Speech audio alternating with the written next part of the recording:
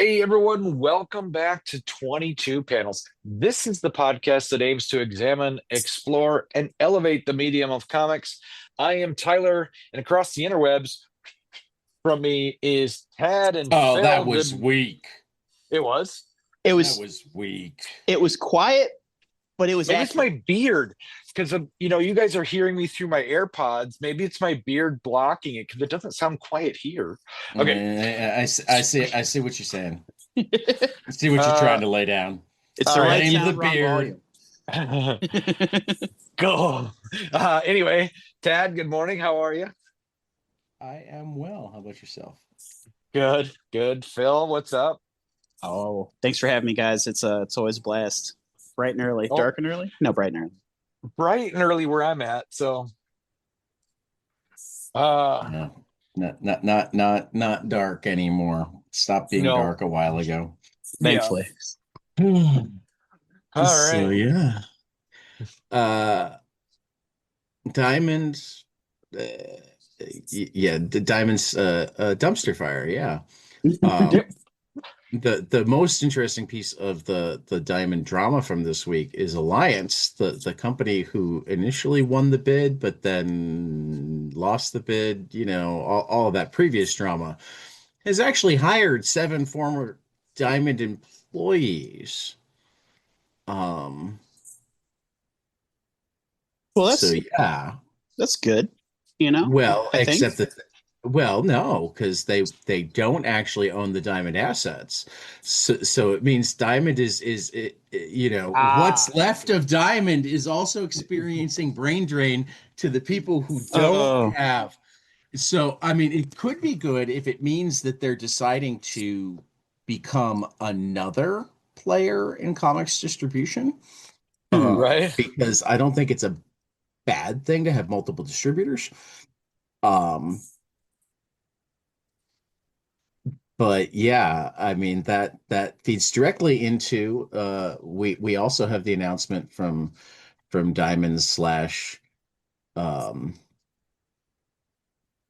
this would be who's handling the comic side now. Heidi was kind enough to give us a rundown, reminding us of which players are which. Diamond, we Okay. all know. Universal Distribution is the Canadian distributor of games, toys, and comics that got the games part of Diamond. hmm. Ad Populum is the holding company which owns the NECA Toys, blah blah blah. They acquired Diamond comic distributors, book distributors, Diamond Select Toys, Hmm. the collectible grading authority. An Alliance is the one that had initially acquired them all, or unsuccessfully tried to acquire them all, um, but canceled the deal after they had been um, misled by Diamond about existing contracts, etc.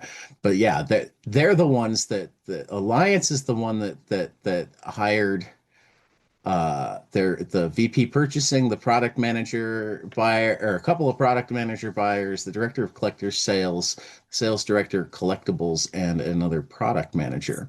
So it looks Hmm. like they're more of the toy collectible background, which is what Alliance does already. So that makes a little bit more sense. Um, so, but My Hero Academia. That little knit thing was kind of fun. That picture yeah, there, that's apparently just announced or whatever that is. I don't know what it as is. a toy in the Alliance. Um, but where I was going is on the comic side of everything.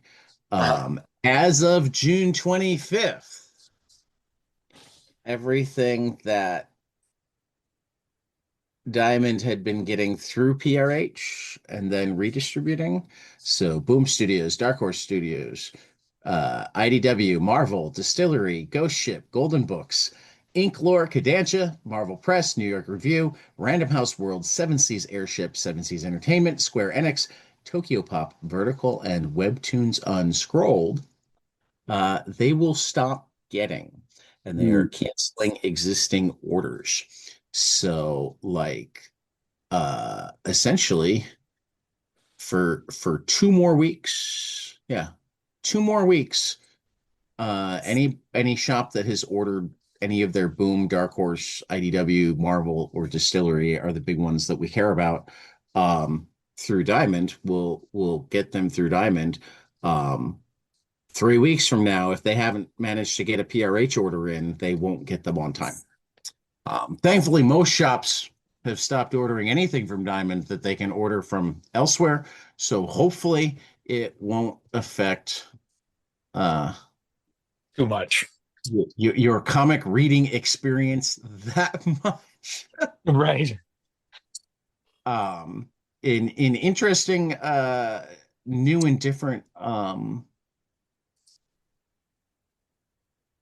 marketing strategies from a publisher standpoint, Rekka Comics, whose The Future Is #1, came out in stores over the last couple of weeks because they didn't actually, just because of distribution issues, they didn't actually manage to have them come out in all stores at the same time. Some got them 2 weeks ago and some got them last week.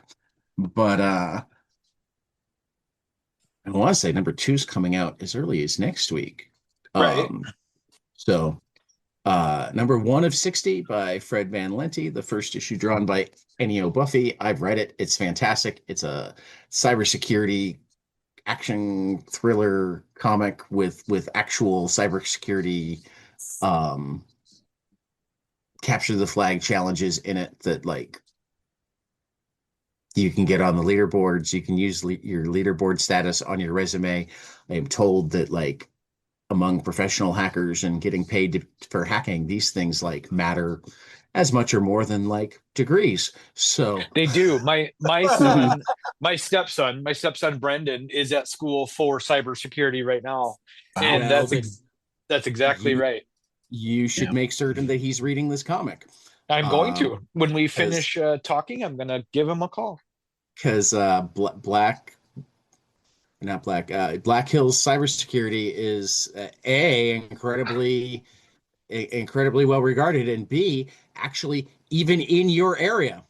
Yes. Well, on the wrong side of the state, but still. You know that most of the world is like, oh, it's in South Dakota. That must mean that it's like a 10-minute drive. So, yeah, for our listeners out there, I am on the western border in Minnesota, but I'm on the South Dakota border, and I'm on the eastern South Dakota border. So what Tad's talking about is all the way on the western side. West side. It's like a 9-hour drive. Yes, it's a long drive. Yeah. But I forgot where he went to school. Yep. He could have gone to school closer. No, he went to school in North Dakota at but east or west side of North Dakota. East. Which side of the tracks is he on, man? Is he on the wrong side of the tracks yet? He is an hour south of Winnipeg. So okay. So that's where he's at. Yeah. But yeah, no, and hopefully someday soon we had a interview set up with one of the actual hackers. But she got busy on the day. No, her family got sick on the day that we were supposed to talk, and we haven't managed to reschedule yet. So it's on our list. Yeah, we've been in contact. One of these days, that'll be cool. Yeah, I'm looking forward to that because I got to see a presentation at C2E2 and then talk to her afterwards, and pretty cool. My big takeaway from C2E2, particularly if you're in Washington, D.C., but really anywhere, don't scan QR codes. Apparently in Washington, D.C., if you scan a menu QR code, you essentially just gave your phone to the Chinese or the Koreans, and probably both. Wow. Fascinating. Interesting. Because Weird. their spies will replace the QR codes. Yep. So that you still get to the menu, but on the way to the menu, they drop their. I've seen videos of that where people will like put a sticker over a QR code of their sabotaged one. So yeah, be alert. Crazy. And this is where we'll also remind everybody that Donald Trump insists on using his own phone. His own phone? personal phone. Yeah. His own personal Oh phone. boy. Wait. Is this irony I'm detecting of that which Hillary Clinton was lambasted for using her own digital resources for government assets? Is that so? That's Well, I happening mean, again. it's always like they immediately set up their own email servers when they got in. It happened again Mhm. like immediately after they'd lambasted her for it. Mhm. But like he has been told repeatedly by his and we're moving into what kind of week has it been? He's been told repeatedly by the US security state that like everything you say or do on your phone, assume that China, Russia, North Korea, and more know about. They've hacked your Wow. phone. We know they've hacked your phone. Oh If you God. won't let us give you a secure phone, they're just gonna hack it again. Wow. Oh Why? man. Awesome. So in this Trump Musk breakup, who do you think gets custody of the Proud Boys? Oh no. Did you see that the Proud Oh. Boys just sued the fucking Department of Justice for Yeah. wrongful prosecution? Yes. Wow. Yep. That's astounding in a And of terrible way. course, you know, seeing as 5 million of our tax dollars went to Ashley Babbitt's family already because the Trump Department of Justice settled with them, this means that we found a new way to um uh launder tax dollars into Proud Boys. I mean, I'm predicting right now that like they sued, and sometime by the end of the year, the government is going to settle with them. Mhm. Uh, Despite the fact that there's no, I cannot believe that even in this day and age, there's a court that they could win a lawsuit in. I know. But Ashley Babbitt wasn't going to, or her family wasn't going to win either. She was shot by a law enforcement officer while in the commission of a crime in a riot. Mm. Yeah. I mean, we can all see that. It's insane how it's been spun that she's some hero for Trump. And How is it that like it's back the blue except when they're stopping us from committing crimes? yeah.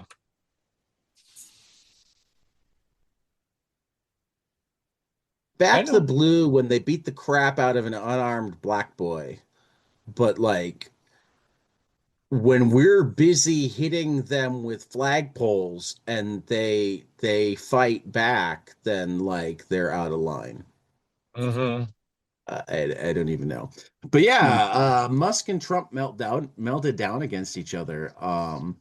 Right now, the Republicans seem to be holding the line with Trump, or at least the ones in Congress. Though my prediction is that um, unless Trump goes full Steve Bannon and like decides to have Musk arrested and um charged for things, um and or just extraditionally sent somewhere. Yep. Um Well, unfortunately, I think before he would have the chance to be detained in any way, I did see a headline no, which is only going to make the situation more chaotic, that apparently Russia is ready to accept Musk as if he needs to flee the state. So, of course they are. Of Yeah. course Yeah, they I'm are. like, of course Yeah. they are. Of course they are. Yeah. But where I was going is like Musk's the comment that stuck out to me was he'll be president for 3.5 more years, but I'm going to be the richest man in the world for the next 40. Only 40 though. 40 plus is what he said. Yeah, I'm taking that. I'm taking that for optimism. If he acknowledges that he has a failure point, we can accelerate to that failure point. Well, I think he's referring to his death. Yeah. Well, that's And let's be honest, astounding. He acknowledges he could die. Yeah. Given his drug use, the 40 is probably pretty optimistic on his part. That's pushing it. Yeah. Yeah. Like, he was born in 1970, so That's younger than my dad, unfortunately. Right. Oh. But older than me, 10 years older than me. So he's already projecting that like Republicans have Excuse to me, worry 71. He's already projecting that Republicans have to worry about his ability to primary them out of office or whatever into his 90s. Mm-hmm. I just, yeah. Mm-hmm. So what kind of week has it been? It's been fun. It has been fun on the surface. Yeah. And under the surface, it's been okay. Arguably, the two most powerful people in the world right now are having a playground fight, and not even like a high school playground fight, like an elementary playground fight. You expect them to start throwing food and sand at any minute. And unfortunately, I don't think either of them have mommies to make it all better. Oh no. Yeah. Funny. Yeah, it's been that kind of week. It's been that kind of week. Yeah, let's get to comic books. Yeah, I am definitely ready to get comic books. My next book that I am excited for in terms of recently solicited is The Adventures of Lumen N, written by James Robinson of Starman fame and illustrated by Phil Hester, who I just love. In the year is 1901, and our heroine Lumen is a precocious 13-year-old with many questions about her life. Why has her father been gone for years? Why must she learn so many languages and fighting techniques? And what's with all the lessons in seafaring? Then an attack on her home by a horde of steampunk assassins delivers the first glimmer of an answer. When Lumen's savior reveals himself as her grandfather, the legendary Captain Nemo, one of the greatest characters in Victorian science fiction literature. A brand new world of steampunk adventure and thrills is about to open up for Lumen as she connects with the grandfather she never knew, while together they take on a cabal of evil masterminds intent on world domination. A world full of heroes and villains from Victorian adventure and sci-fi fantasy. So, 4-issue series from James Robinson and Phil Hester. It feels like it's got some League of Extraordinary Gentlemen. Definitely has that vibe to it. About to say, into it. This is certainly to go better than the last time James Robinson wrote Captain Nemo. He did the script for the unfortunate movie adaptation. Oh, he did. He did the. I didn't I'm even realize he'd sure. written the. Yeah, I'd have to confirm. I'm like about 80% sure that he did the script for the Hollywood movie that was not great, to put it mildly. No, it wasn't, but there were things I liked about it. I actually Yeah. I am in the camp that like very, very different from the comic. Yeah. But it's because cool. of that made it essentially everybody that wanted the comic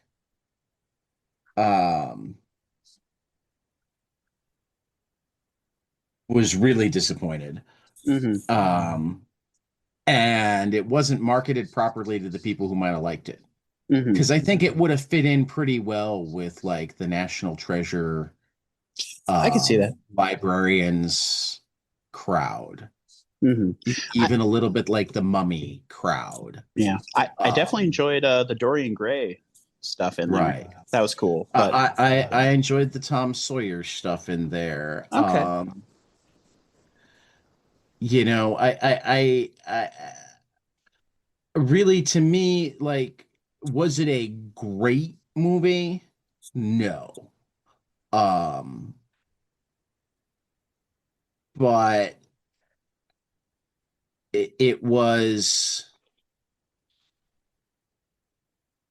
decent as an action adventure. Hmm. Um, it's James Robinson. I'm just trying to figure out if it's the same James Robinson. I'm fairly sure, but it is a common enough I'm name where I'm it could be. guessing it is Yeah. too, It, just because he's listed yeah. as Hmm. yeah, probably. Um, but so that just means comics are his medium. Yeah.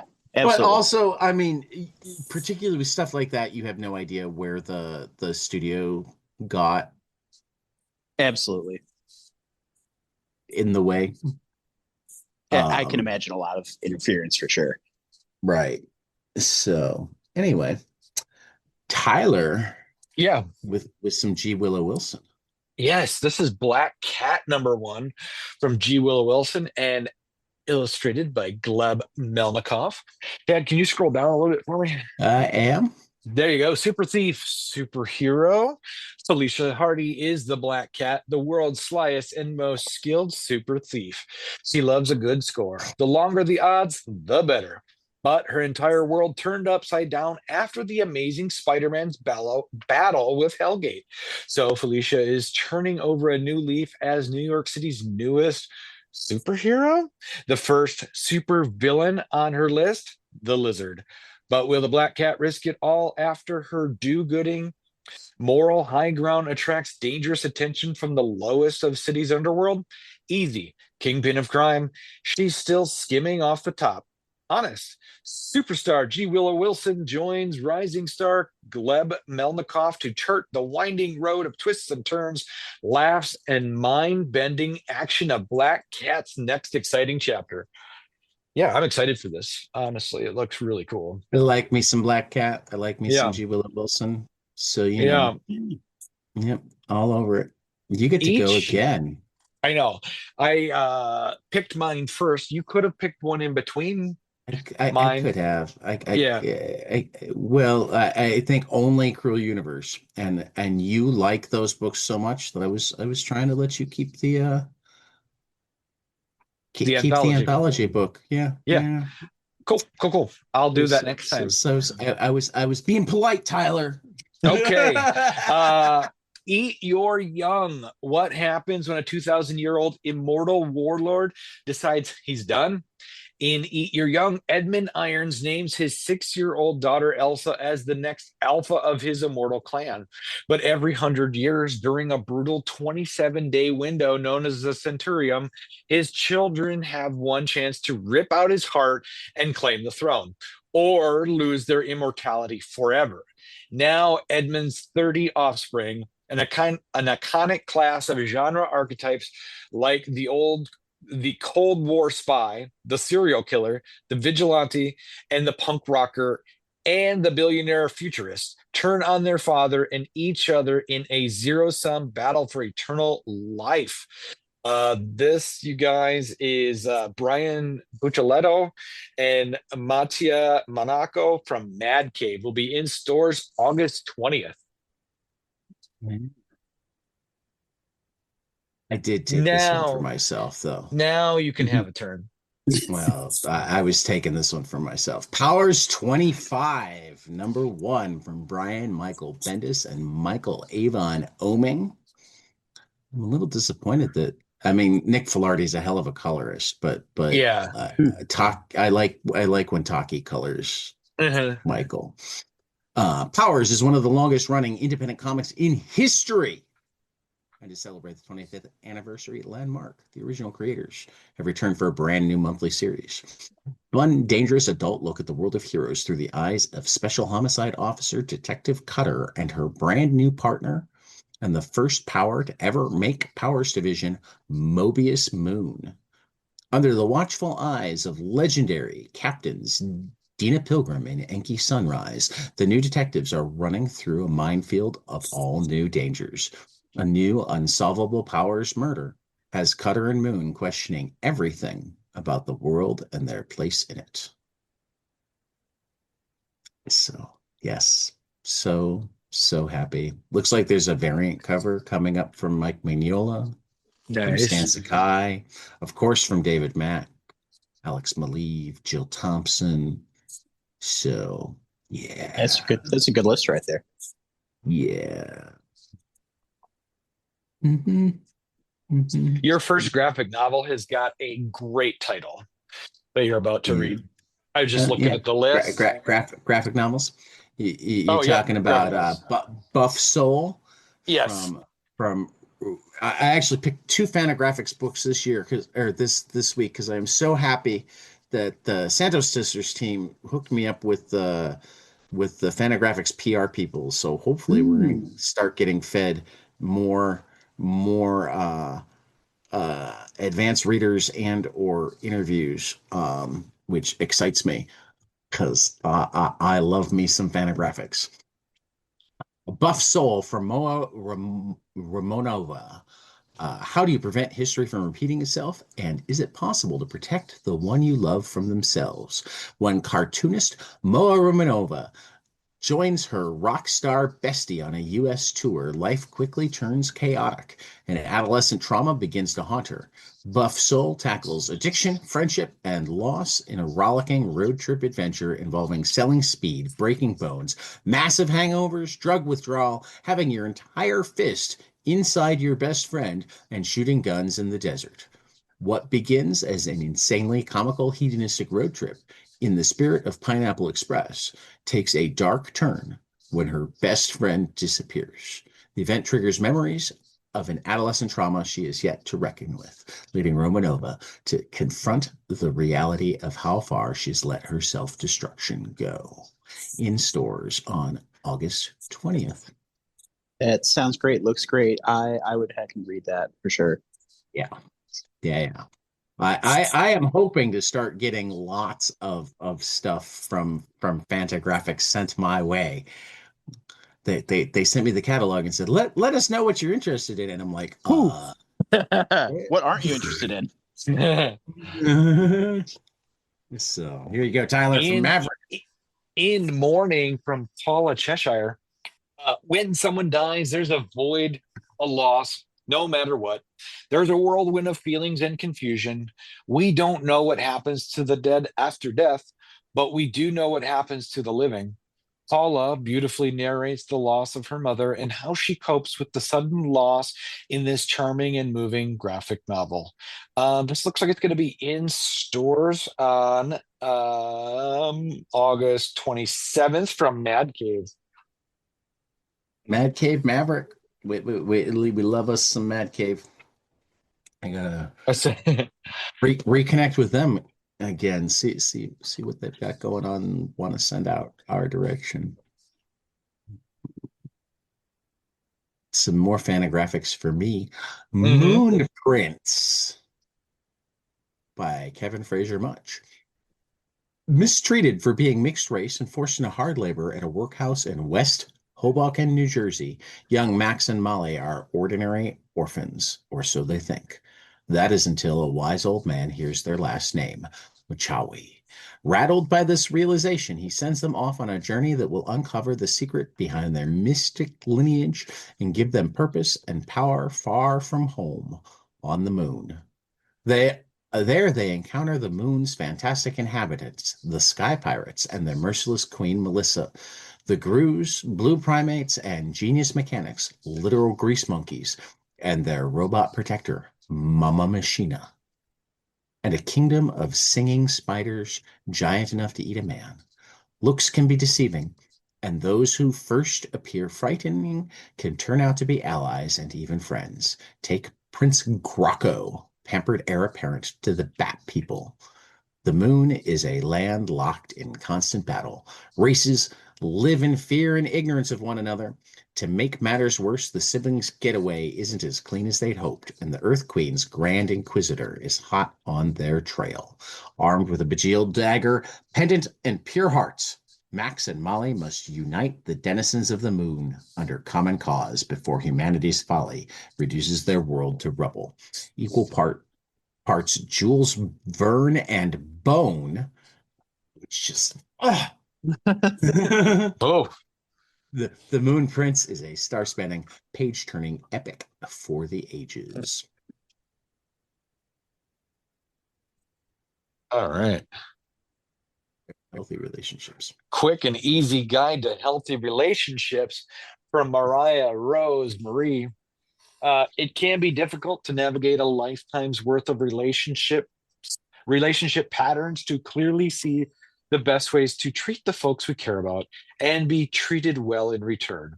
In a quick and easy guide to healthy relationships, Mariah Rose Marie offers a cheery, articulate, and fun to read guide for navigating, recognizing, and reinforcing positive patterns in friendships, romances, families, and work connections, all while taking care of your own head and heart in the process.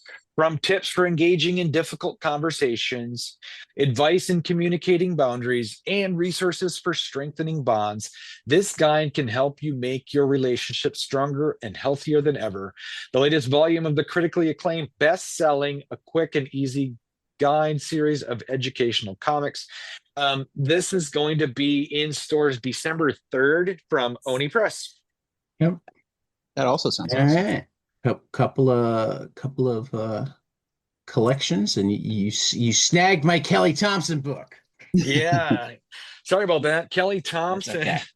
and Veronica Fish are putting out a Sabrina the Teenage Witch. Well, Yeah, collection of their legendary run. yep. Sabrina fans rejoice. This is the full collection of Kelly Thompson and Veronica Fish's iconic Sabrina series, spanning 2 story arcs and an extra special bonus holiday story. Sabrina is a teen witch who's struggling with balancing the double life of high school and her burgeoning powers. Newly relocated to Greendale with her aunts Hilda and Zelda, also witches, Sabrina is trying to make the best of being the new girl in town, which so far includes 2 intriguing love interests, an instant rivalry, a couple of misfits that could turn into BFFs, trying to save the high school and maybe the world from crazy supernatural events, blackmail, familial drama, and a portal to a paranormal world with unknown outcomes. Just your everyday teenage problems. In shops, guys, from Archie Comics on August 6th. And I'm going to go with Marika Tamaki and Skylar Partridge's collected backup story Yeah. from Action Comics, Supergirl Universe End. Critically acclaimed writer Mariko Tamaki teams with Skylar Partridge to remind the Maid of Might who she is. After joining the Superman family and their heroic efforts in Metropolis, Kara thought she had found her place in the world. That is, until Power Girl's sudden reappearance has made her redundant, putting both her identity and role into question. To find the answer she seeks, Supergirl must pursue a mysterious threat that only she can handle by going on a soul-searching adventure to the farthest reaches of space and the universe's end. In stores on September 23rd. I was talking with Clayton Coles and Caitlin Yarsky yesterday, and one of the things that came up is that there have been killer backup stories going on in a lot of DC comics. As I come across some of the backup stories, it's like, oh, I might have gotten this comic that I am not otherwise reading just for the backup stories. So I'm glad that they're collecting a bunch of them. Um, so yeah, I'm looking forward to giving this a read. Both Mariko Tamaki and Skylar Partridge are fantastic, and I like me a Supergirl story. So, final order cutoff. Uh, Final order cutoff on three things that I know are amazing, and Mhm. one that I'm seriously looking forward to. The one that I'm seriously looking forward to is Archie meets Jay and Silent Bob from Kevin Smith and Fernando Ruiz at Archie Comics on July 9th. Meat Eaters from Meredith McLaren. I have read this already. I might read it again today. I know I will read it many times. This was so good. Was it? Uh, well, yeah, I mean, Meredith is a great storyteller on every layer, but like her visual storytelling just gets better and better, and she's been one of my favorites since I discovered her. Yeah. Some of the things she did visually with this book were just outstanding. Mhm. Um, and like it's already just a fantastic like supernatural teen mystery. It's almost, I mean, if I was to like to try to throw the nutshell using pop culture references, I would say it's like Nancy Drew meets Buffy the Vampire Slayer, except that all of the good guys are also creatures of the night, so maybe more like Angel, but younger. I don't know. Yeah. And not strictly vampires. We got vampires and we got werewolves, and yeah, it's just good. It's just good. I'm certain I'll come up with more ways to describe it by the time it comes out. Um, Yeah, it we looks both really love, cool. we both love Patchwork Girl of Oz. Volume one will be available on July 23rd. Um, After volume one, single Hmm. issues will only be available digitally, and otherwise physical editions will come out in trade. That's something that Otis announced at the end of the this week's issue of Patchwork Girl. Hmm. And then Plot Holes from Sean Gordon Murphy at Massive comes out on July 16th. So that's another one that I don't think either one of us have read all of it, but we've both read like the first two or three issues and gone, oh fuck, this is good. So Yes, I exactly. I have. Well, I like Sean Gordon Murphy a lot, and yeah, so me too. Plot Holes is one of those stories that I wanted to go graphic novel on Right. instead of or yeah, but Before I get into still crowdfunding, I will toss out that friend of the pods, Stefan Frank's Palomino reached its funding, but it's still available for late orders on Kickstarter for at least a week or so. So if you didn't get in to go get your Palomino goodness, um, go do that now because it's again music, mystery, amazing art. Yeah. Just this is one of those ones where it's just fucking trust me. I'm telling you to go buy Palomino. Also crowdfunding, we've got Lady Mechanica, uh, I almost said maniacal. The Mechanical Menagerie, Part One, from Madeline Holly Rosing, and Joe Benitez, and Martin Montiel on Kickstarter through June 11th. Lake Yellowwood Slaughter from Alejandro Arbona and Gavin Guidry from Goats Flying Press on Kickstarter through June 13th. The film documentary, Oddly Compelling, The Dennis Kitchen Story, produced by Ted Intorcio and Soren Christensen and Tinto Press on Kickstarter also, or through June 19th. The Ultimate Oz universe, The Lost Sands from Colin Bunn, Larry King, not that Larry King, and Mike Diodato Jr. on from AWA on Kickstarter through June 24th. Aces and Arrows, an asexual and aromantic comic book anthology, edited by Kat Calamia and Lifeline Comics on Kickstarter through June 26th. And near and dear to our hearts, and Tyler might even make it out there this year, the 2025 Insert Name Comics and Zine Festival, run by Ryan Carey and Emily Mayer. This year will be held at the Squirrel House Arts, 3450 Snelling Avenue South in Minneapolis on August 23rd and 24th. And they are funding for rent and tables and like housing for out-of-town guests, blah, blah, blah, through July 14th. So please go throw some money their direction. It's one of the cooler festivals, and they go out of their way to keep it free to people coming to buy stuff, and very inexpensive for people tabling.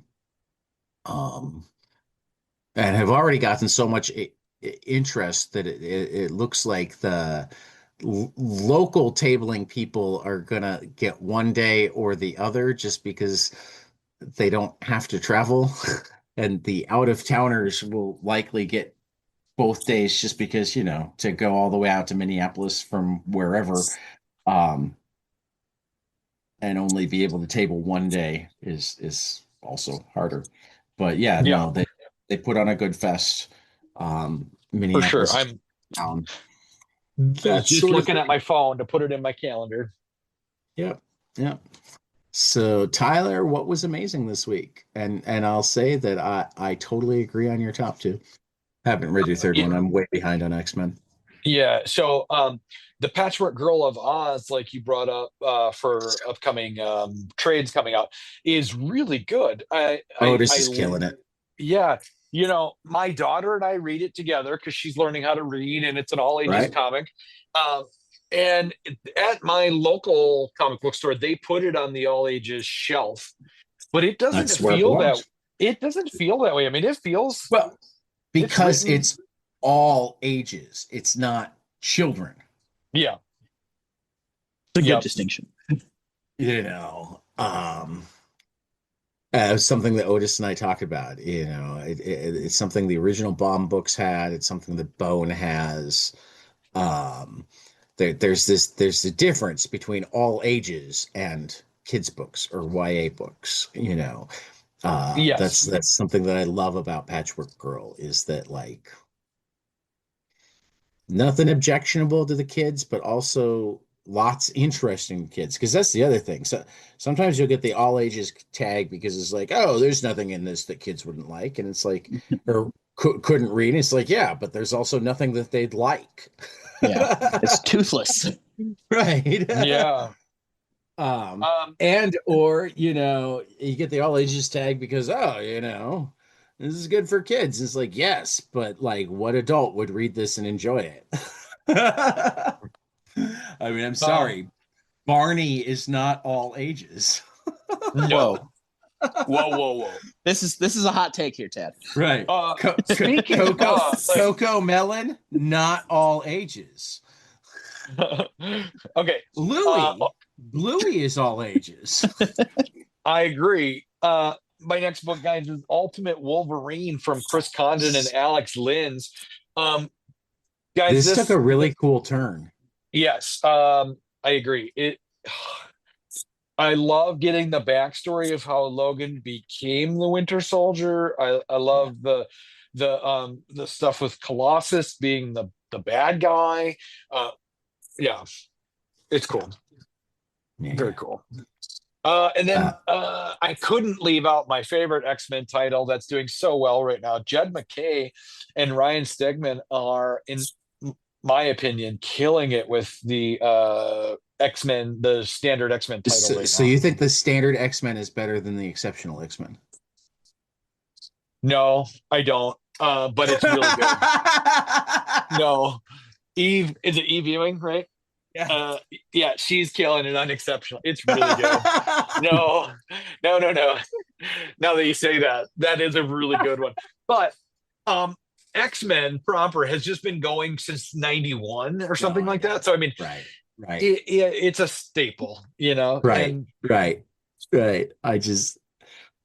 I thought we were in a rare agreement with X-Men that like the yeah, must-read title was exceptional, and you it said this is. was It your is. favorite of the current X-Men titles. I'm like, ooh, I'm gonna have to go catch Okay, up and find out if those are fighting words. But as soon as I it's said it, not. No, no, no, no. you're like, Exceptional no, X-Men no. is really good. I will say I really love what's going on. Kitty Pryde's one of my favorite characters, first Oh, of I all. love So Kitty. I love yeah. Kitty. Yeah.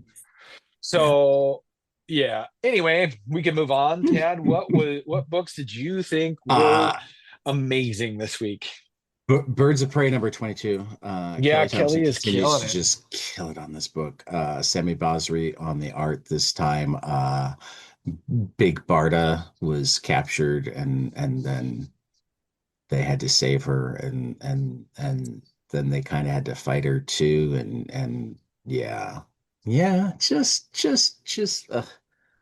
God, Kelly's just getting all of the relationships just like pitch pitch perfect here. That's This episode or this issue had like Dinah and Barbara at each other's throats, but really just because they were both frustrated that like they weren't superhuman.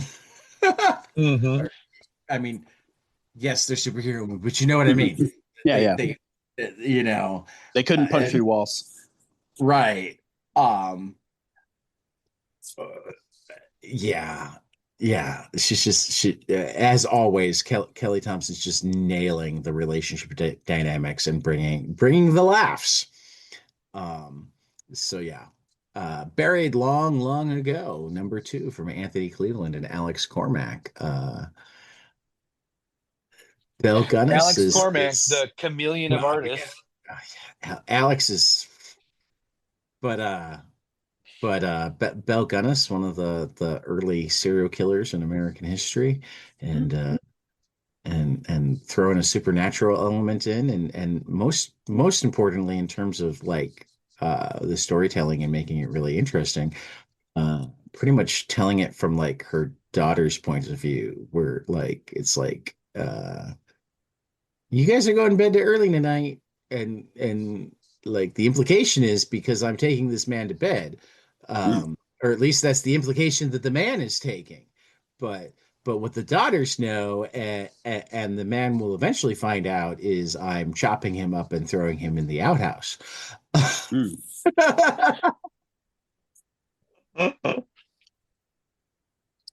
That sort of thing, it's just and like again, just Alex's art is among the absolute best in the business, Huh? and I agree.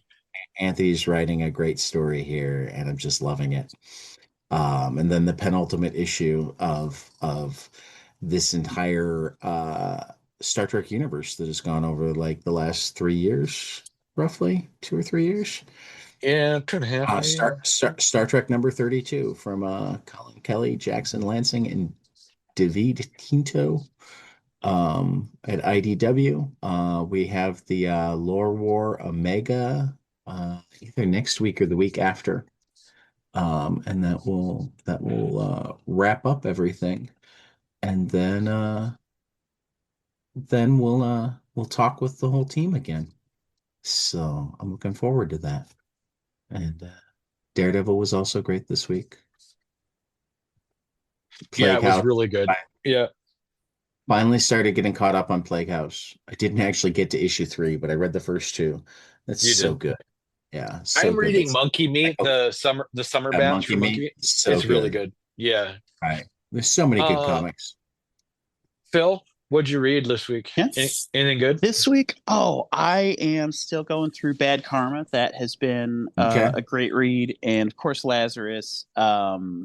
I think those are the main ones. Also got caught up on the Power Fantasy, which was great. I had missed Okay. out I think I'm missed an out issue on. behind right now.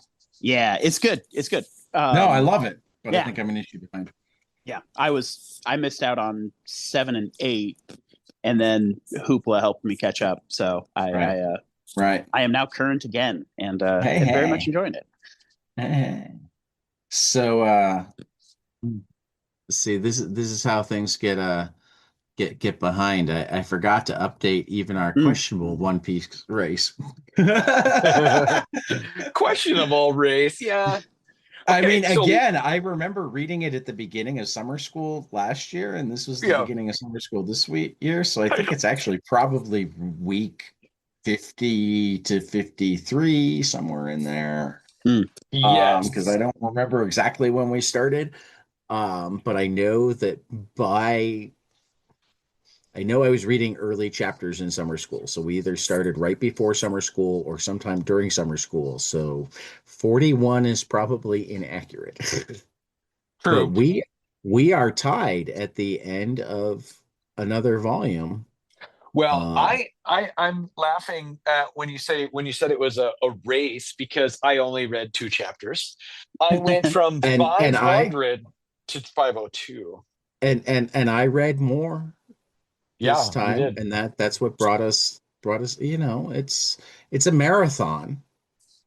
Yeah, I it's mean, not a really, sprint. at Yeah. this point, it's not even a marathon. It's like, what's the ultra marathon? It's like one of those 100-mile races. It's Um, migration.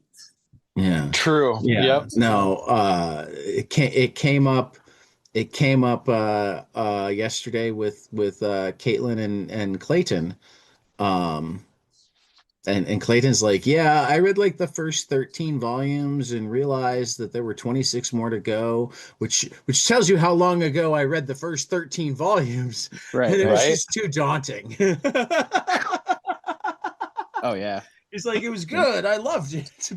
I can't imagine people that are collecting it physically. I mean, where Yeah. would you store it? Well, so Uh, for the first question as to how they're collecting it is whether they're collecting the Shonen Jump, the weekly Shonen Jumps, or just the Tankobon volumes, because that's Yeah. easily like you could probably have about 3 shelves just for One Piece, and if you're, I mean, I apparently supposedly only if you, really hardcore if you, obsessives hang on to the Shonen yeah, Jumps. I was about to say, if you're doing the Shonen Jumps, Yeah, then like, yeah, you probably have storage units full of them at this yeah, point. because those are like, Phone those are what? books, yeah, they're Yeah, those are huge. like 300-page anthologies, and you'd need like 1,000+ of them Mm-hmm. because it's a chapter at a time. I'm hoping there's at least one guy out there who has them. You know, Oh, I'm certain that there are people who have Shonen Jump collections that go back even older than One Piece. mm-hmm. Um, but like to give you an idea of how they're normally treated, Mm-hmm. Oh like yeah. in Japan, they're like when you're done reading them, you leave them on the train or Mm-hmm. whatever. I've Uh, heard of that. Yeah. and yeah, they're treated way more like newspapers than even like magazines, Mm-hmm. right? They're not. Yeah, the That's patron. actually yeah, that's actually one of the reasons why the Billy Ireland stopped accepting in most cases collected manga. When they take manga into their collection now, they want the Mm-hmm. original, um Printing. Yeah. more ephemeral, Mm. uh phone book phone book digests. Yeah, yeah, yeah. There we go. So yeah, Cool. but yeah, no, it continues to be good. We're dealing with slavery now, and Yes. I mean, that's one of the things that I actually appreciate is like in this hilarious, mostly just tale of um friendship, loyalty, and basic morality, um ironically told from the perspective of pirates. He wants to be the greatest pirate in Yeah. the world, but like he doesn't want to kill people. He doesn't even Yeah. really care about robbing people. He certainly doesn't seem to want to hurt people unless they're hurting him. True. Yep. And will turn around and like accept them into his crew if they like apologize. um but I mean, it's fascinating, but like every once in a while there'll also be some relatively interesting and or deep social commentary, historical commentary. I mean, I think this particular run has had a lot to say about how humans have treated the other throughout time. Yeah. So yeah, Yep. which is a disturbingly good place to transition into week 5 of Lazarus. Yeah. I guess there are that I brought up specifically the take a read of the Curtis Yarvin stuff that the New Yorker put out this week, but I think it's also worth considering a little bit. Does Operation Spiderweb create an even more likely possibility of um, a move towards a Lazarus type world, or is it a potential um, spoiler? So real quick, remind me what Operation Spiderweb is? Operation Spiderweb is um, the Ukrainian attack on Russian bombers, where using essentially modified off-the-shelf drones, they destroyed hundreds of billions of dollars worth of military hardware, and took away possibly as much as a third of Russia's nuclear delivery capability. Wow, That's awesome. Yeah.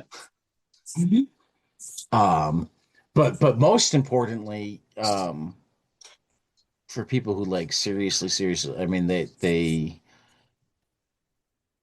it's potentially game changing in terms of how we execute wars, period.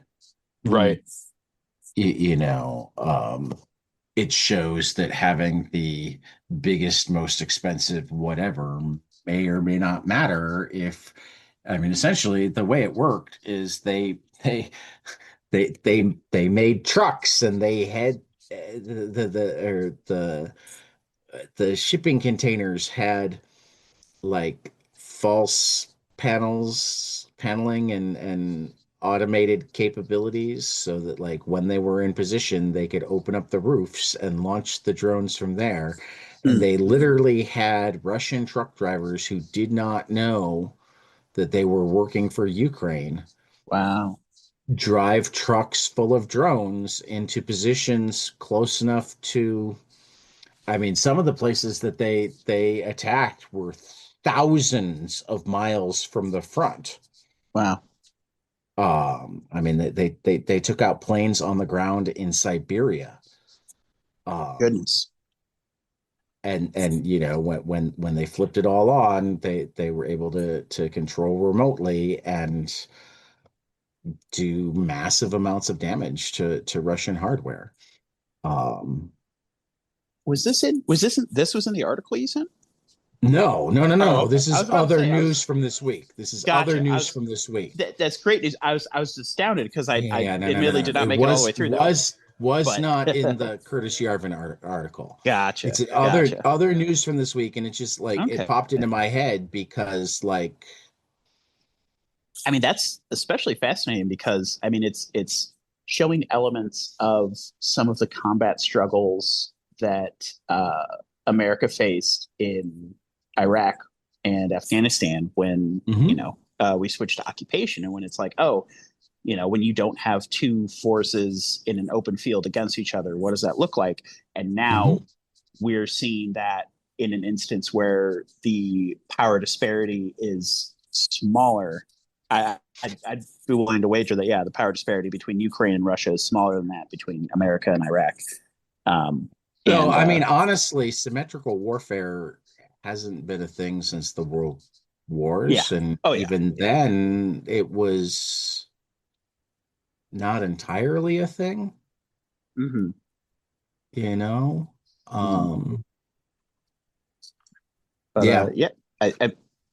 Silver lining of it is I'm glad Ukraine is still pushing back and getting doing work without lots our of silver aid. linings, but a lot of it's gonna long term things. A lot of it's gonna depend on how the world decides to.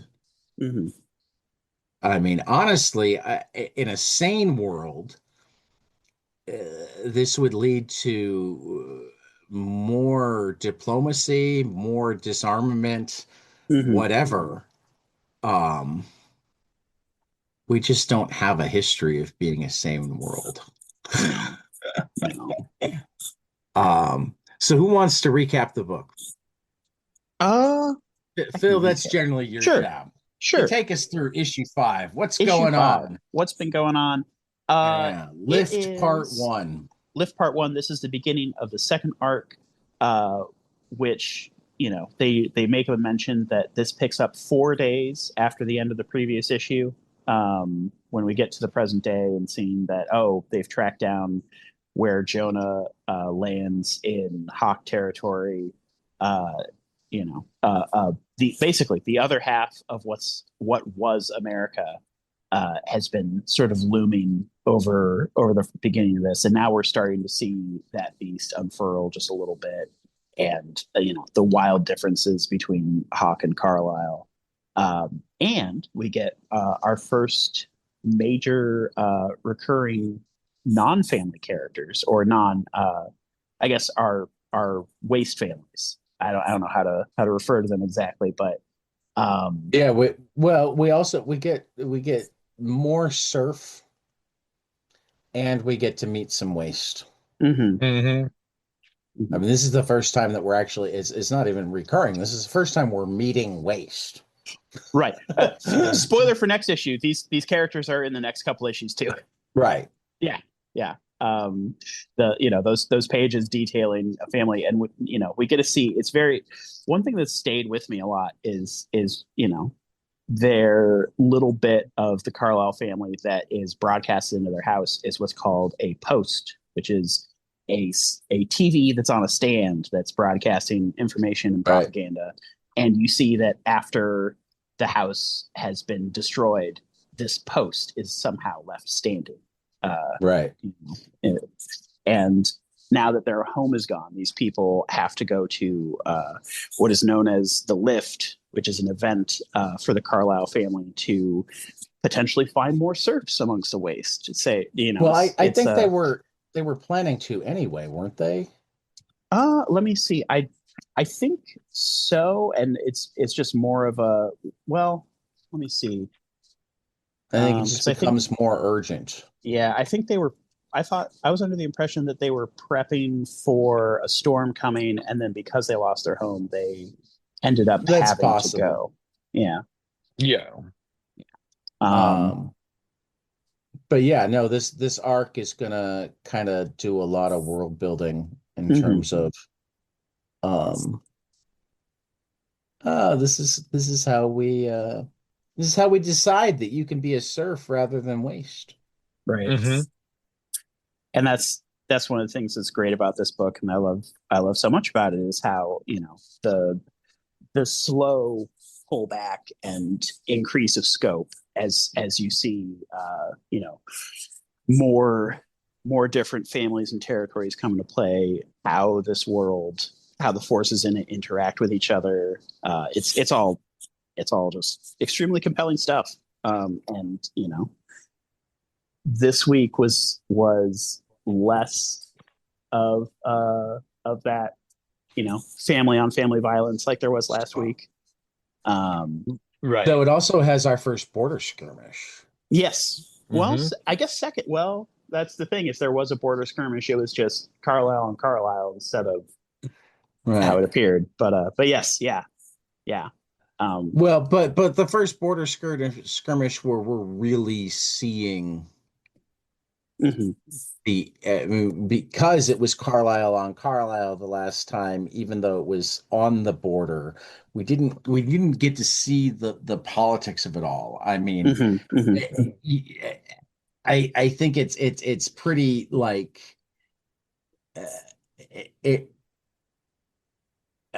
I couldn't help but think to myself that like the people on the Hawk side feel so much like your Proud Boys, whatnot. Mhm. Like they got full of Mhm. themselves and Forever just kept her cool, and she's like, you guys know that we have an armistice, and like if like whoever just shot me did it on orders, then well, we'd have to come kill you all. Yeah. Yeah. And so they take you out But right away. but if they were working against orders, well, Yeah. we could consider it settled if you were to, you know, Yeah. uh, punish the soldier in question. Yeah. I'll have to start a running tally for uh what is it? Ethical ultimatums given in Right. issues. We start the first issue definitely had one of, all right, we need to kill somebody here. Who's gonna Right. who's gonna fall on the sword? Are we gonna You kill know. the person who's lying about having done it Yeah. to not kill them all, Right. or are we killing them Oh, all? and then And, going back to the first issue, we see Forever apologize for knowingly killing someone who was not responsible. right. Those. Well, and what I also love here though is that she doesn't say that he has to be killed. No. She says he has to be Mm, punished. right. It's She them would that she yeah. decided that like, oh, so the way to punish you is we're just gonna shoot you. Yeah, you were our buddy 10 minutes ago, Right. but Oh I know, and no. he's begging. He's like, don't right, do it, don't do it. I'm one of you, right, you know. Right. right. I also meant on pages 6 and 7, she apologizes to the Oh yeah. daughter of No, the no, no. I guy. know Yeah, that. Yeah, yeah, yeah. that she Yeah, yeah. executed in issue 1, and they have their. It's just it's one of Well, those they things don't that's. even they don't even fully have their moment though, because Mhm. like She then gets called away to the border. yeah, Going the through the going through the things the backwards here. daughter hasn't like figured out what she feels like about all of this, Mhm. and off they go. Um And yeah. this issue, I guess what stood out to me the most upon the reread is how rare actual empathy is in this world. And Mhm. it's seen Forever in full warrior mode of. Well, and this is part of why I brought Yarvin in, is Mhm. something to look at.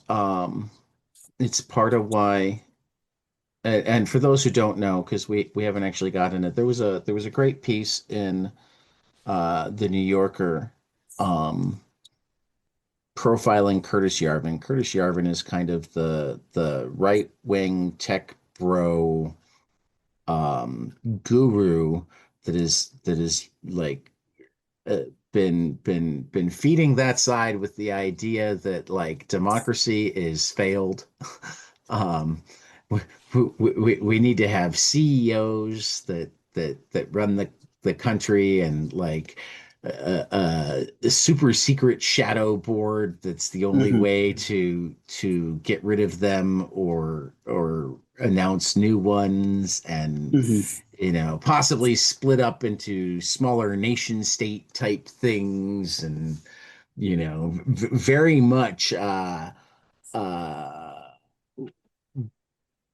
well, I mean, he kind of denies the white men type thing, but very much like Mhm. white men who are smart the way I'm smart should run everything. Yeah. um So that's just a real quick tangent here. It's hard for me to imagine anyone in this sphere not being a white supremacist, and a large part of that is part of how they're able to do that while bold-facedly lying about it is this might be a little theoretically technical here, but there's something called an enthymeme, which is an argument with an unstated premise. Back in the ancient Greek days, it was considered poor form of argument. However, in our modern times, we can observe an effect called the postmodern enthymeme, in which someone makes an argument with an unstated premise, but is an intentional move. The example of this is David Duke saying, "I want all hardworking Americans to be able to make a living." You know he means white Americans, but he doesn't need to say it. I think Curtis Yarvin is similarly in that field, where there are a lot of things he's not going to say that are absolutely part of his ideology. Charlie Kirk saying that when he sees a black airline captain, he's worried that he's a DEI hire. Yeah, those sorts of things. It's dog whistling on the next level. Yeah, white people who have jobs worked for them. Mm-hmm. Anybody else, we don't know. Mm-hmm. Yeah, it's there's and like I think Yarvin is one of the big questions of, is he a true believer? I mean, there was one of the Crooked Media podcasts, Hysteria, has a running series called This Fucking Guy. Yeah. And they recently did Leonard Leo, and like with both Yarvin and Leo, I think there's a real reason to sit there going, are they true believers, or are they opportunists who know how to sell to the powerful? They've certainly made themselves powerful by sometimes saying the quiet part out loud, and certainly by making the quiet part sound more academic and thoughtful rather than just disgusting and awful. Right. Yeah, inhumane. Right. Yeah, and that's I just, it's one of those things I tend to think in both cases they are actually true believers as well. Well, so real quick, I find the phrase true believers a little bit hard to swallow, just because from my perspective, these people have a destructive nihilistic ideology. So it's hard to imagine as true believers when they believe in so little. Well, they believe that the world should be run by them because they are the best people for it. And as much as you think that what they're proposing is destructive and whatnot, crime will go down and you won't be hungry, and all of those things that make you feel icky and uncomfortable, like gay people and colored people and having to think about slavery. Don't worry about whether or not it's happening. We're going to make certain that you don't have to think about it. At least as long as you're not a slave. And if you are a slave, well, that's part of our belief system, is that, like, you're not worthy of anything other than serving your betters. Yeah. It's, I guess to me, when I say true believer, what I mean is Marvel, right? I was about to say Stan's rolled over in his grave on this one. Stan Lee. How tied to the ideology are you? Right. How much is the ideology a means to your end? Yeah, I mean, when I hear true believer, and both are scary and horrible, right? But like, if the ideology is something that you're not tied to, then you're not a true believer. You're a con man. Mm. right? Mm-hmm. You can be a true believer and a con man, That's a difficult combo. but you don't have to be a true believer to be a con man. Right. Does that make sense? Just barely. It's a I mean, sense like is scarce here. I don't think Trump is a true believer in any way, shape, or form. This is I a think good he will distinction. It's a change. good distinction to make. I think he will make it. He will change his ideology on a dime. Yeah. I think he does change his ideology on a dime. I think There we go. that he Okay. can. I think that when he talks to this room, he strongly believes A, and then he Right. can walk across the hall Okay. and strongly believe Right. B. Okay. I think I'm definitely picking up what you're putting down here. I think that's a great distinction to make. Is that yes? I think I've been overexposed to Agent Orange and have assumed that everyone in that Right. camp behaves similarly. So But I think you're right like here. when There you're is talking about a Curtis Yarvin or Mark Leonard Andreessen. Leo, right? Mark Andreessen, Peter Thiel, that sort of thing, who among other things have put their stuff down on paper. Yeah. Will they change what they believe without explaining why? And or do they believe what they've said, or are they just saying it for personal gain? That's how I define are they a believer or not. Right. And just at a glance at like this world so far, I would say that nobody in Carlisle is a true believer. Whereas those guys on the other side of the river feel like they. I think well, and that's where I'm like, I think Malcolm believes his own agenda. But you're right. I think that there are a lot of people in Carlisle who have not bought into a central ideology in the same way that Hawk has. I'm speaking of where we're at 5 issues in. Yes. Yeah. I don't think we've seen enough from Malcolm to know that he's a true believer at this point. That's fair. I don't necessarily completely disagree with you, though it's been a while since I read it all. So, like, I reserve the right not to wind up agreeing with you. That's fair. That's fair. I think based on these five issues,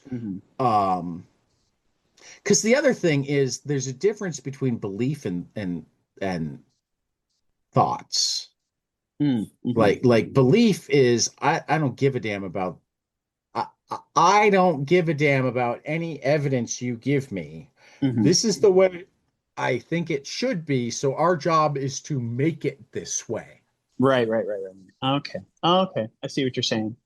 And that's, I think, to even within Carlisle, we can see elements of this at play where, in the first issue, Jonah was very clear. He didn't seem to have an ideology outside of kill anyone who has potentially harmed me. Right. The people following those orders. And nobody else is worth acknowledging their existence. Right. And it's tough seeing I wish I could have an extremely complicated graph charting the influx of belief versus self-serving behaviors broken down in the chain of command to see how that shifts over power. One of the things that makes Curtis, or one of the things that stood out to me so much reading about Curtis Yarvin is the number of times where it's like, we essentially need a genocide, but we somehow need to do it in some way that's not as morally reprehensible as a genocide. This is just making me angry because this is reminding me of a stupid fucking kid I went to high school with who claimed that Native Americans were inferior because we killed them all. And I'm like, I don't even have the rage to articulate how wrong you are. That's just morally offensive and repugnant. I mean, when you have a zero-sum mentality, that any power that anybody else has is power that you can't have. Right.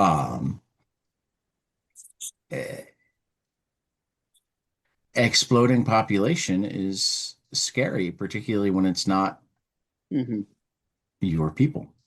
Yeah.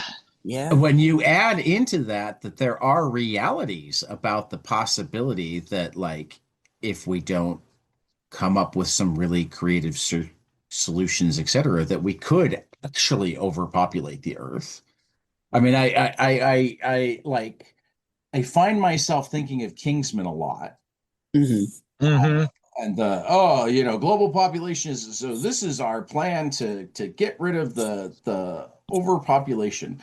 And it makes me, like, literally wonder if at some level, in some room where the small conspiracy, the one that doesn't require massive numbers of people, and where chaos is a feature, not a bug, Hmm. the words have been spoken, like, we want to get rid of a couple billion people. We need enough people left to make our food. Right. Right. Yeah. But if we starve out all of those people we don't like, that's not a bad thing. Yeah. I'm saying that as an evil character. I am Of not course. saying that as myself. I want to make that really clear, because I realize Yes. that I Thank you. didn't put on as good of a voice as I might have otherwise, and I don't want Yeah. anybody listening going, "Oh, This is this also an Tad important guy distinction. thinks genocide's a good thing." No, no, no, no, no, no. We are talking about the worst people on our planet right now, and unfortunately, that requires Uh, understanding them. some of them are also the richest people on our planet, and Yeah. others of them are uh, the most powerful politically on our planet. Right. Yeah. The And people. that's why the planet of Lazarus looks so fucking familiar. Yeah. It really does. Yes. I Yep. just.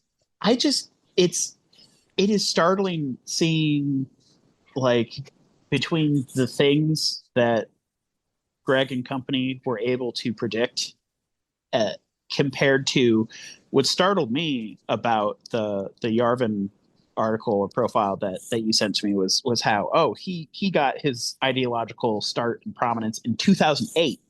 So I'm like, Hmm. oh shit, these plans go back further than I had even realized. Right. This is yeah, this is, well, I and mean, this. the Koch family got rich selling oil to the Nazis. Oof. Yeah. Oh boy. Yeah, Okay. that's a bad one. There's a long history of, um, if there's a profit, it can't be bad, being Hmm. the mentality of certain people. Yeah. Yeah, I Yep. think that that is pretty a pretty good opposition point for my ideology, which is that if there's profit in it, it is most likely bad. Yeah, I mean, the only problem with that is that, like,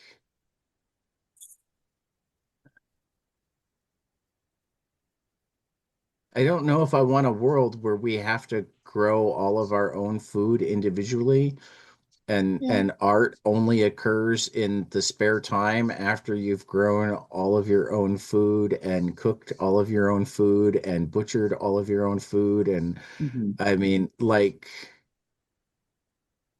yeah, I was literally just thinking to myself that Hmm. one could argue that going from a strict hunter gatherer, we're responsible for our own well-being, to Hmm. any sort of even barter system, and certainly money financial system, was the beginning of everything that led to this shit now. Hmm. Uh, but there's too much good that comes out of specialization. Hmm. Yeah, I definitely also see a lot of good in the the parts of society that have survived now, and Right. I guess for me. So it's not as simple as profit alone is bad. It's a much more, we haven't applied our big brains to Well, I guess Figuring this out a mutually beneficial society. Somewhere right, along the lines, individualism became king. right, and so where I wanted to steer this briefly and to sort of define terms a little bit is that I guess I wouldn't just say profit, but I would say the hoarding of profits. Yes, Because that's the that thing. absolutely. Yes, it's I mean, yes. you could make a great argument that like Hmm. any sort of excess savings Hmm. isn't at all a good thing. I mean, just Right. yeah. And You know. I think that the important thing about any cooperative, mutually beneficial arrangement is that money isn't meant to be kept; it's meant to be spent. It needs to flow Yeah. through everyone, and you know, the rising tide lifts all boats. Yeah, And no, yeah, I can't remember who. I think it was Tom Hartman was uh writing huh, about it this week that like the part of the work requirements that they talk about for things like Medicaid or food stamps or whatever that like they don't like to talk about is they're okay with the idea that you could work a full-time job and not be able to afford to feed yourself and have health yeah, care. yeah, right. And What the fuck that's is wrong with that?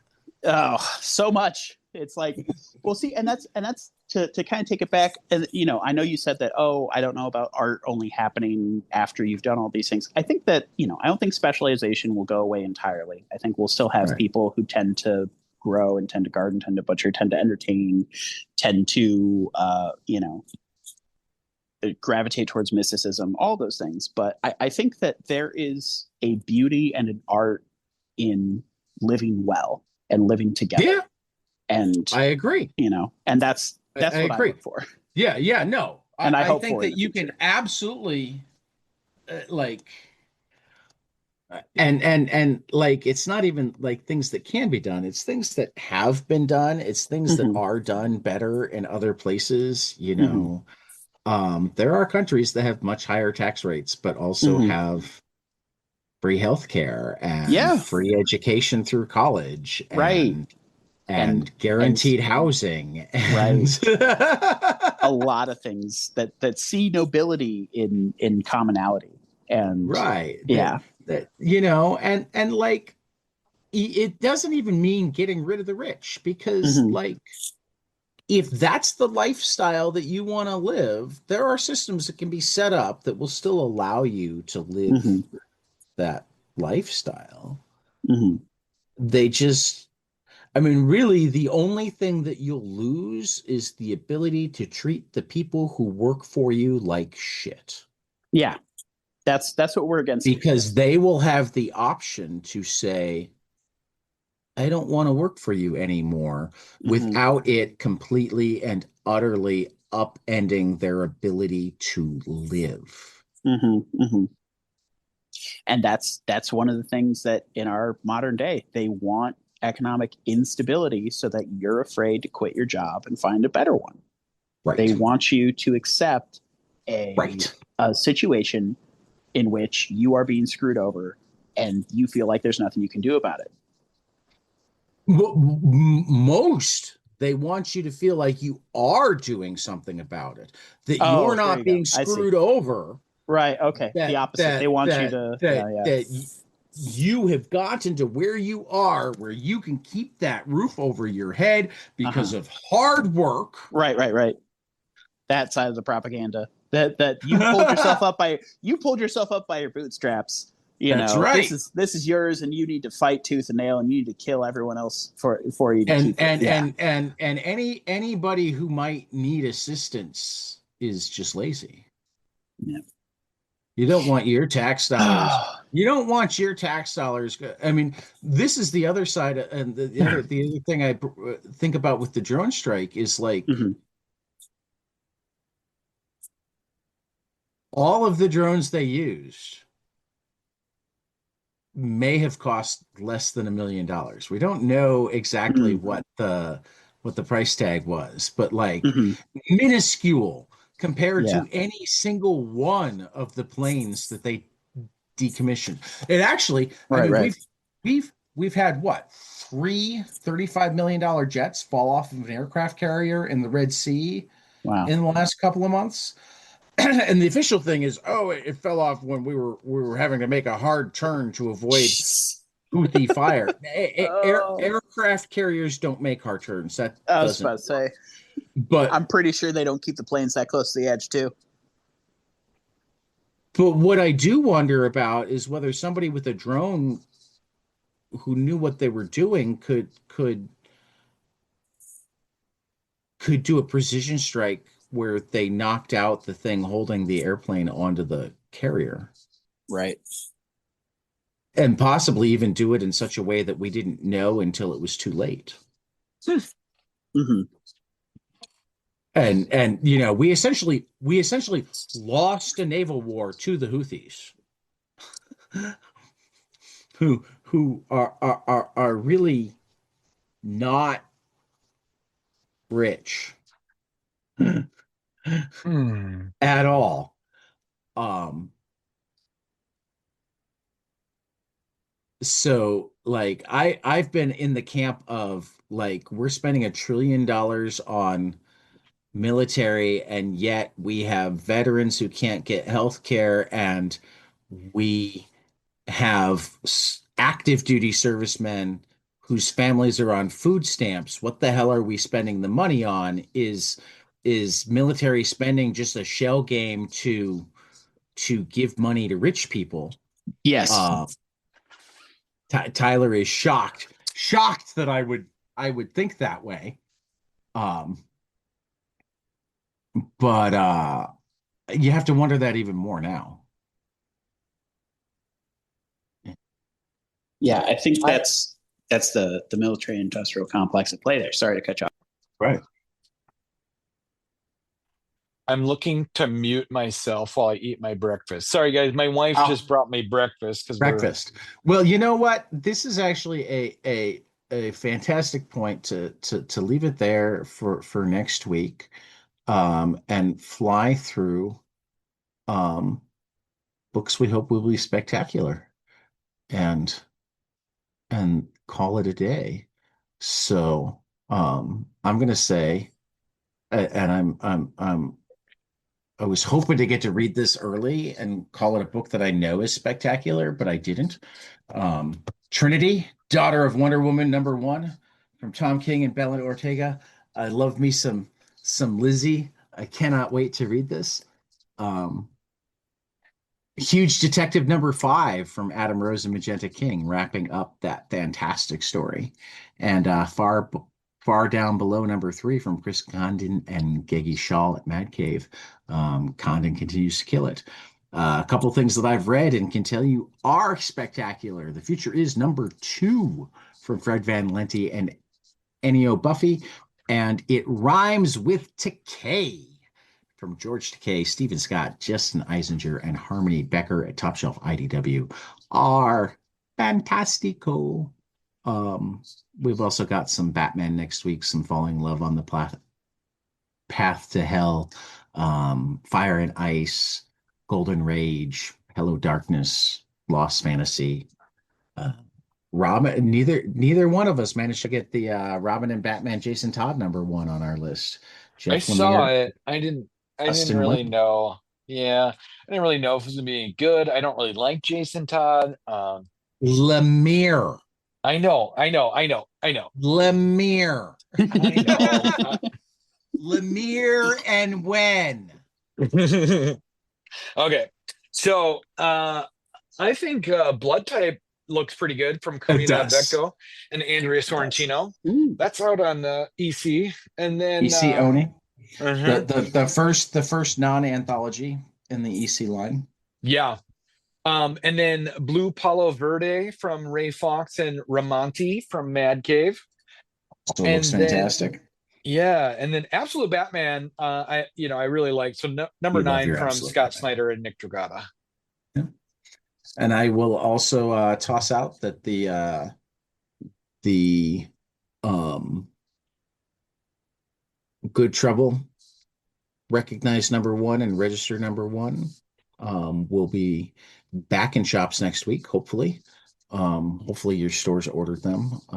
The work that Andrew Iden and company are doing at Good Trouble Comics is quite fantastic, and both of those books were actually produced for the New York public schools. Recognized was I forget who was centered in the record. Recognized is a series that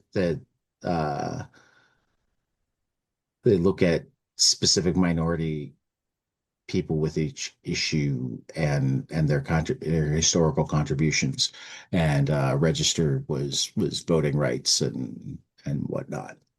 So comics doing actual specific good in the world, gotta give the shout to. So all right, yeah, guys, I Tyler, gotta get going. People are take us waiting for out me. so you can finish your sandwich. All right. So, guys, it's been fun, and we'll catch you guys after the next page. See ya. Hey guys, this is Tyler from 22 Panels. I'm here to tell you all about our Patreon. If you enjoy this show, please consider donating to our Patreon to keep this show going.